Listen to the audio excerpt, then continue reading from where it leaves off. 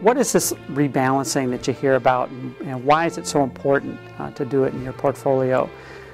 Rebalancing is a thing you just have to do to your portfolio to really capture the capital market rate of return effectively.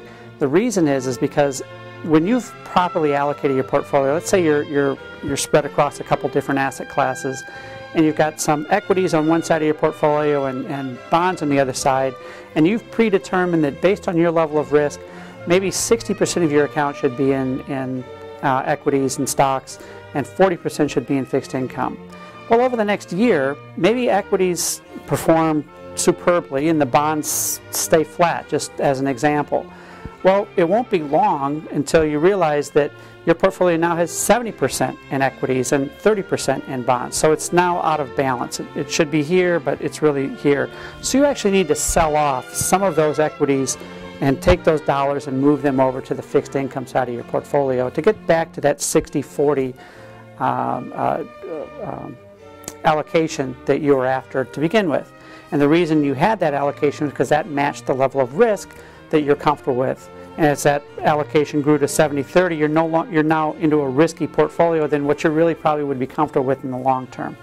So it's important to reallocate that or to rebalance that portfolio back down to a 60-40 range.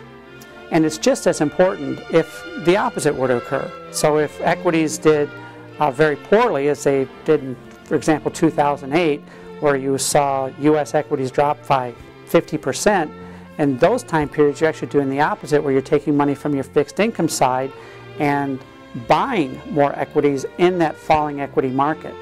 And if you think about that for a second, I know it's hard to do and requires a lot of discipline, but if you think about it for a second, it's exactly what you should be doing, because in effect you're selling things when they're high and buying things when you're low. So as the prices are dropping, you're buying more and more because you're getting it back up to that 60-40 range and you're keeping it there.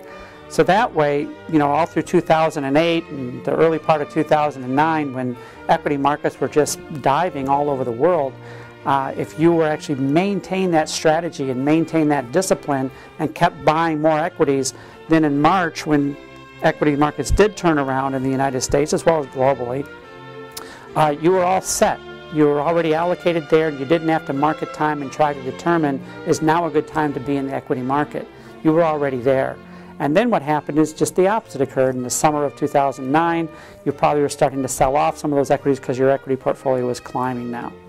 So always maintain that 60-40, or whatever your allocation is. In our example, we use 60-40. But always try and maintain your allocation by rebalancing your portfolio periodically.